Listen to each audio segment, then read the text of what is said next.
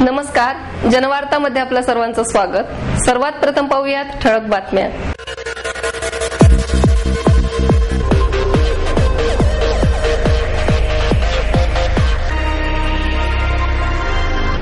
महापालिकेतील अंतर्गत राजकारणामुळे पुणे आंतरराष्ट्रीय मॅरेथॉन स्पर्धा अडकली वादाच्या भोवऱ्यात।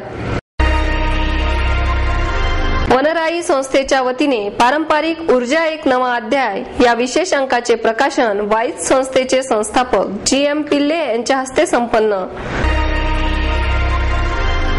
दत्त जयंती निमित्त श्री स्वामी समर्थांच्या पालखीचे पुण्याहून अक्कलकोटकडे प्रस्थान। आणि भ्रष्टाचाराच्या विरोधात अराजकता देश माझे मत ही जनजागृती मोहीम राबविली गेली। पालिकेतील अंतर्गत राजकारणामुळे वादाच्या भोवऱ्यात अडकलेल्या पुणे आंतरराष्ट्रीय मॅरेथॉन स्पर्धेबाबत पाहूया जनवार्ताचा विशेष वृत्तांत। कॉमनवेल्थ घोटाळा प्रकरणी चर्चेत असलेले पुण्याचे खासदार सुरेश कलमाडी पुन्हा एकदा नुकत्याच पार पडलेल्या पुणे मॅरेथॉनमुळे वादात अडकले आहेत। पुणे महापालिकेत सध्या काँग्रेस आणि राष्ट्रवादी युतीची सत्ता आहे। पुणे मॅरेथॉनला 25 वर्ष पूर्ण होत असल्याच्या निमित्ताने महापालिकेच्या वतीने यंदा 45 लाख रुपयांची तरतूद बजेटमध्ये करण्यात आली होती। 5 डिसेंबर रोजी झालेल्या पुणे मॅरेथॉनला पालिकेच्या वतीने रौप्य महोत्सवी स्पर्धेची आठवण राहावी म्हणून मेडल्स आणि टी-शर्ट, ट्रॅकसूट देण्याचे मान्य करण्यात आले होते।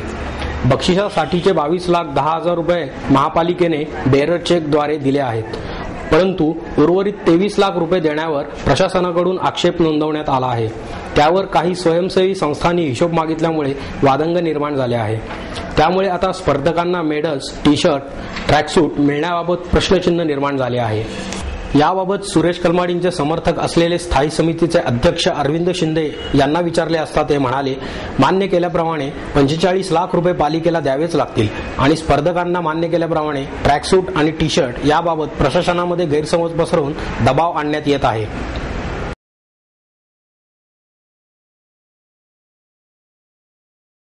महानगरपालिकेच्या बजेटमध्ये 45 लाखाची तरतूद होती आणि त्या तरतुदीप्रमाणे इंटरनॅशनल मॅरेथॉनला आपण रोख पारितोषिक आणि त्याच्या व्यतिरिक्त त्यांनी एक प्रस्ताव आयुक्तांना दिला होता की ट्रॅकसूट, मेडल असे द्यावे।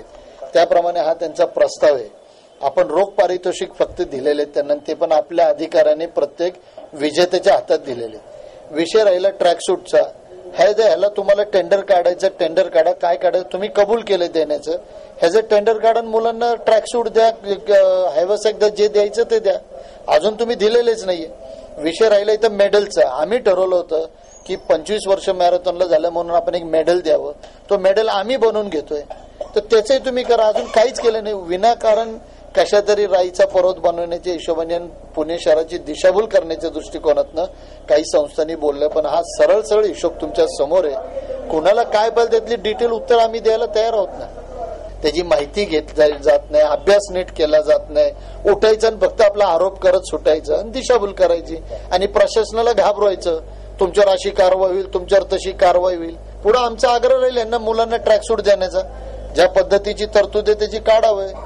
त्यांना जर 5-2-2 खाली खरेदी करायची असेल तशी करा, त्यांना जाहिरात काढून टेंडर काढायची असेल, निविदा प्रक्रिया तशी करा, जी करायची करा, पण मुलांना मिळू द्या। ते महोत्सवी वर्षानिमित्त स्मरणार्थ राहण्यासाठी मेडल आणि ट्रॅकसूट देण्याचे महापालिकेनेच मंजूर केले होते। पारितोषिकांचे धनादेश महापालिकेने स्पर्धकांना दिले आहेत, त्यामुळे हिशोब देण्याचा प्रश्नच उद्भवत नाही। तसेच याबाबत राजकारण करू नये असेही त्यांनी सुनावले। मॅरेथॉन संयोजक समितीचे सचिव प्रल्हाद सावंत म्हणाले, महापालिका दरवर्षीच स्पर्धेसाठी 17 ते 25 लाख रुपये देते। पैसे देण्याबाबत नेहमी पदाधिकाऱ्यांमध्ये विविधता असते। आपल्याला माहिती आहे की महापालिका 17 लाखापासून 25 लाखापर्यंत या स्पर्धेसाठी पारितोषिक देते। यांच्यात विविधता असते, चेअरमनच्या मूडवर, पक्षांच्या मूडवर ती पारितोषिके जाहीर होतात। यंदाच्या वर्षी ज्यावेळेला त्यांनी आम्हाला सांगितलं की 45 लाखाची पारितोषिके देतोय आम्ही, तेव्हा आम्ही विचार केला की बाबा नेहमीची आपली मॅक्झिमम मर्यादा पाळावी रोख पारितोषिकाची आणि उरलेली जी 25 लाखाच्या वरची पारितोषिक आहेत ती सिल्व्हर ज्युबली निमित्त जाहीर करावी, म्हणजे सुचवावी। त्याप्रमाणे हे प्रत्येक गटातल्या 100 मुलांना तुम्ही ट्रॅकसूट द्या, त्यानंतर ह्याच गटातल्या मुलांना महापालिकेने एक बनियन द्यावं की त्यात फक्त स्पॉन्सर कसा करतो त्याचं नाव टाकतो, युनियन आरचं नाव टाकणार, महापालिकेचं नाव जर असेल तर ते कायम महापालिकेचं राहील. या दृष्टिकोनातून ह्या 4 गटाची बनियाने ती महापालिकेने द्यावीत असं मी सुचवलं होतं. त्यानंतर आज तागायत मला त्यांच्याकडून काही उत्तर नाही. ही माझी मार्गदर्शनपर सूचना होती. क्रीडा क्षेत्रात जो काही माझा 30 वर्षात जुजबी अनुभव आहे, त्या अनुभवाच्या जीवावर मी त्यांना सांगितलं होतं की असं केलं तर खेळाडूंना फायदा होईल आणि महापालिकेचा फायदा होईल. मेडल्स तर द्यावी लागतील, कारण आता एक लक्षात घ्या, मेडल्स हे महापौरांनी नगरसेवकांना दाखवलं होतं. उज्ज्वल केसकर, जगतापताई, बोकरेताई, शिक्षण मंडळाच्या सदस्य संगीता तिवारी, उपमहापौर, सगळे फोटो तुम्हीच छापलेत, मी नाही. मी त्या फोटोत नव्हतो. त्यावेळेला एका बाजूला महापालिकेचं बोधचिन्ह आणि एका बाजूला 25व्या मॅरेथॉनचं चिन्ह, याशिवाय त्याच्यावर कुठल्याही कंपनीचा उल्लेख नाही, कोणाचा उल्लेख नाही. महापालिकेने जी पदकं दिली तर अतिशय उत्तम आहे, कारण त्यांच्या नावाने त्यांनी जाहीर केलेली पदकं आहेत, त्यांनी पेपरला दाखवलेली पदकं आहेत. अन्यथा संघटन समितीत जो काही निर्णय होईल तो मी आपल्याला सांगेल. मी या मुलांना दिलेली आहेत, 18 आणि 15 वर्षाखालील मुलांना. त्यानंतर मेडल्स वाटायला सुरुवात झालेली आहे. ट्रॅकसूट करता त्यांना रविवारी बोलले, मी आता चेअरमॅनशी बोलणार, ते म्हणलेच की देतो, नाही तर आम्ही ज्याप्रमाणे अनेकांना भीक मागतो त्याप्रमाणे भीक मागून दुसऱ्या कोणाकडून ट्रॅकसूट देणार. मॅरेथॉनला पहिल्या दिवसापासून राजकारणाचा हे आहे, शाप आहे. अनेक असं आहे, चांगले आणि वाईट गोष्टी राजकारणातल्या सगळ्याच असतात, त्याच्यावर मी अधिक बोलणं उचित नाही. तेव्हा खेळात राजकारण करू नका. तुमच्या राजकारणाचा लढाई सभागृहात लढा, खेळात कृपया गुंतवू नका, एवढीच माझी आपल्याला विनंती आहे. मॅरेथॉनचा मी कुठलाही पैसा त्यांच्याकडून घेत नाही, त्यामुळे मी खर्च द्यायचा प्रश्न नाही. त्यांचे अधिकारी येतात, त्यांचे अधिकारी खेळाडूंना चेक वाटतात, मी फक्त रिझल्ट देतो. आता रिझल्ट देणाऱ्या माणसाकडे जर तुम्ही हिशोब मागणार असाल तर मला या विषयावर बोलायचं नाही. याबाबत राष्ट्रवादीचे सभागृह नेते निलेश निकम म्हणाले की नैतिकता स्वीकारून संयोजन समितीने हिशोब द्यावा, तसेच कायदेशीर बाबी तपासूनच पुढील निर्णय घेण्यात येईल असेही त्यांनी सांगितले. ही सगळी जबाबदारी आता जी काय द्यायची होती, महानगरपालिकेच्या अंदाजपत्रकात 45 लाख रुपयाची तरतूद होती बुल इंटरनॅशनल मॅरेथॉनला. त्यांनी ती रक्कम कशा पद्धतीने द्यावी याबाबत महानगरपालिकेला एक पत्र दिलेलं होतं. त्यामधल्या ज्या कायदेशीर बाबींमध्ये काही गोष्टी बसतात त्या निश्चितपणे देण्यात येतील. आता जर टी शर्ट्स आणि ट्रॅकसूट्स बाबत जर काही वाद जर झाले तर त्यामधल्या कायदेशीर बाबी तपासून त्यानंतरच त्याबाबतचा निर्णय घेता येईल.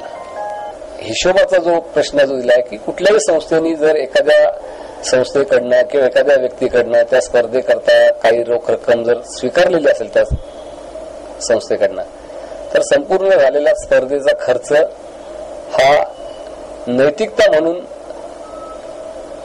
तो दिलाच पाहिजे. आणि त्याशिवाय त्या दृष्टिकोनातून त्याच्यामध्ये पारदर्शकता निर्माण होते आणि पुढल्या कालावधीमध्ये सुद्धा ज्या कोणी व्यक्ती संस्था असतील त्यांना त्या स्पर्धेला सहाय्य करण्याकरता मग त्या निमित्ताने एक चांगल्या प्रकारची एक आदर्श निर्माण केला जातो. पुढे शिवसेनेचे गटनेते आणि माजी स्थायी समितीचे अध्यक्ष श्याम देशपांडे यांनी प्रशासनातर्फे देण्यात आलेल्या बेरड चेकवरच आक्षेप घेतला. कोणत्या कायद्यानुसार हे चेक देण्यात आले आहेत याबाबत आयुक्तांनी चौकशी करावी आणि नागरिकांना याबाबत माहिती द्यावी, तसेच झालेल्या व्यवहारात पारदर्शकता आणावी अशी मागणी केली आहे. पुणे मॅरेथॉनमध्ये पुणे महापालिकेच्या माध्यमातून जी को स्पॉन्सरशिप म्हणून मदत करण्यात आली, त्याच्यामध्ये महापालिका प्रशासन प्रत्येक वेळेला वेगवेगळं धोरण ठरवतंय. कधी रोख पैसे द्यायचे नाहीत, कधी रोख पैसे द्यायचे, कधी बेरर चेक द्यायचे नाहीत, कधी क्रॉस चेक द्यायचे. नेमकी पैसे देण्याच्या मागची धोरण पुणे महापालिकेने काय अवलंबलेलं आहे हे एकदा पुणेकर जनतेला कळलं पाहिजे. असं 18,90,000 रुपयाचे बेरर चेक या ठिकाणी महापालिकेच्या माध्यमातून दिले गेलेले आहेत. एवढ्या मोठ्या प्रमाणावर बेरर चेक्स पुणे महापालिकेने कोणत्या नियमाच्या आधारे दिले हे पुणेकर जनतेला कळलं पाहिजे. या हिशोबाकडे बघितल्यावर रॅन्डम हिशोब दिलेला आहे असं मला वाटतं. बऱ्याच खेळाडूंना ट्रॅकसूट मिळालेले नाहीयेत, बऱ्याच खेळाडूंना याची जी साधन सामुग्री होती तीही मिळालेली नाहीये. असं असताना एवढ्या मोठ्या प्रमाणावर सर्वसामान्य पुणेकर नागरिकांच्या आम्ही करामधून जे पैसे शहरामध्ये खेळाला पोषक वातावरण तयार व्हावं म्हणून ही जी मॅरेथॉन आयोजित करण्यात येते त्यासाठी को स्पॉन्सरशिप दिली आणि ती देत असताना अशा पद्धतीने सामान्य लोकांचे पैसे एक प्रकारे उधळल्यासारखं होईल असं माझं मत आहे आणि त्यामुळे आयुक्तांनी ह्या संपूर्ण हिशोबामध्ये सखोल चौकशी करावी आणि पुणे महापालिकेने अशा पद्धतीने बेरर चेक देण्याचं धोरण केव्हापासून अवलंबलेलं आहे ते पुणेकर नागरिकांच्या समोर जाहीर करावं। याबाबत प्रभारी नगर सचिव रमेश शेलार यांनी 22,10,000 आतापर्यंत स्पर्धकांना देण्यात आल्याचे सांगितले।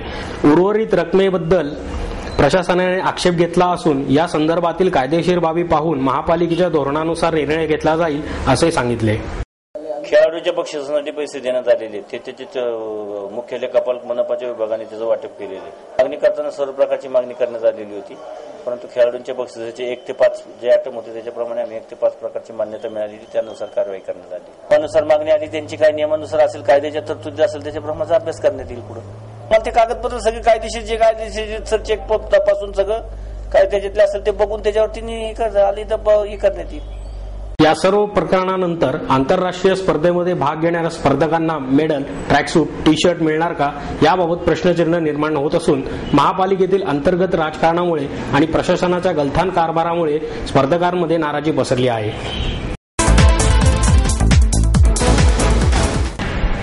वनराई संस्थेच्या वतीने पारंपरिक ऊर्जा एक नवा अध्याय या विशेष अंकाचे प्रकाशन वाईस संस्थेचे संस्थापक GM पिल्ले यांच्या हस्ते करण्यात आले। सध्या महाराष्ट्राला किमान 4,000 मेगावॅट विजेची आवश्यकता आहे। अणूपासून ऊर्जा निर्मितीसाठी आणखी 10 वर्षे वाट पाहावी लागणार असून अणुऊर्जा ही गरज भागवेल हा निव्वळ गैरसमज असल्याचा मत वाईस संस्थेचे संचालक GM पिल्ले यांनी व्यक्त केले। वनराई संस्थेच्या वतीने काढण्यात आलेल्या पारंपरिक ऊर्जा एक नवा अध्याय या विषयावरील विशेषांकाचे प्रकाशन पिल्ले यांच्या हस्ते करण्यात आले। अंकाचे मानद संपादक राजीव साबळे, युनिव्हर्सलचे संचालक रोहिदास मोरे, वनराईचे अध्यक्ष मोहन धारिया, माजी कुलगुरू राम ताकवले, श्रीराम गोमरकर आदी मान्यवर यावेळी उपस्थित होते।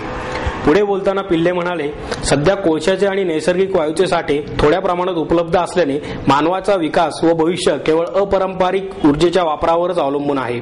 विकासासाठी आवश्यक ऊर्जा अणूद्वारे निर्माण करता येईल या गैरसमजुतीमुळे भोपाळसारख्या दुर्घटना होतील। त्यामुळे वेळीच अपारंपरिक ऊर्जेच्या निर्मितीसाठी संशोधन व्हायला पाहिजे असेही पिल्ले यांनी सांगितले। मोहन धारिया म्हणाले, साध्या सिमेंटच्या निर्मितीच्या कारखान्यामुळे कोकणातील आंब्याच्या उत्पादनावर विपरीत परिणाम झाला आहे। भविष्यात तेथे अणुऊर्जा प्रकल्पात अपघात झाल्यास केवळ निसर्गालाच नव्हे तर नागरिकांच्या जीवितालाही धोका निर्माण होणार आहे। यावेळी रोहिदास मोरे, राम ताकवले यांनीही मनोगत व्यक्त केले। दत्त जयंती निमित्त श्री स्वामी समर्थांच्या पालखीचे पुण्याहून अक्कलकोटकडे प्रस्थान झाले। वटवृक्ष श्री स्वामी समर्थ सेवा मंडळाच्या वतीने दत्त जयंती निमित्त पुणे ते श्री क्षेत्र अक्कलकोट पायी पालखी सोहळ्याला पुण्यातून सुरुवात झाली। पण अभिषेक पूजा आरती करून दत्त मंदिरासमोरील मांगल्य मंगल कार्यालयापासून पालखीला सुरुवात झाली। त्यानंतर पुणे शहरात विविध ठिकाणी प्रदक्षिणा घालत पालखी पुढे मार्गस्थ झाली। सायंकाळचा मुक्काम हडपसर येथे करून ही पालखी पुढच्या मुक्कामाला निघणार आहे। त्यानंतर 20 तारखेला दत्त जयंतीच्या दिवशी पालखी अक्कलकोट येथे पोहोचेल। तेथे 3 दिवसाच्या मुक्कामानंतर पालखी पुण्याकडे पुन्हा प्रस्थान करेल। 24 डिसेंबर रोजी भवानी माता मंदिरापासून पालखीची परतीची भव्य मिरवणूक काढण्यात येणार आहे। या पालखी सोहळ्यात अनेक स्वामी भक्तांचा सहभाग आहे। स्वामींच्या दर्शनासाठी भाविकांनीही रस्त्याच्या दुतर्फा मोठी गर्दी केली होती। भ्रष्टाचाराच्या विरोधात अराजकता देश माझे मत ही जनजागृती मोहीम डाव्या पक्षांच्या वतीने सुरू करण्यात आली आहे। मंडई येथील टिळक पुतळ्यापासून या मोहिमेला सुरुवात झाली।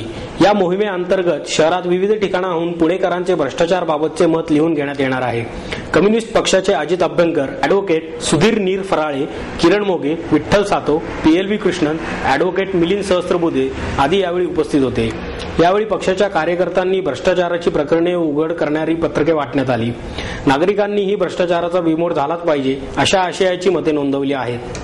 पुढील 8 दिवस हे अभियान डेक्कन बस स्टँड, कर्वे पुतळा, गणेशमळा, येरवडा, मनपा बस स्टँड, लष्कर भागातील शिवाजी मार्केट, गंजपेठ पोलीस चौकी आदी ठिकाणी राबवण्यात येणार आहे। नागरिकांनी भ्रष्टाचाराच्या विरोधात आपले मत जरूर नोंदवावे असे आवाहन अभ्यंकर यांनी केले आहे।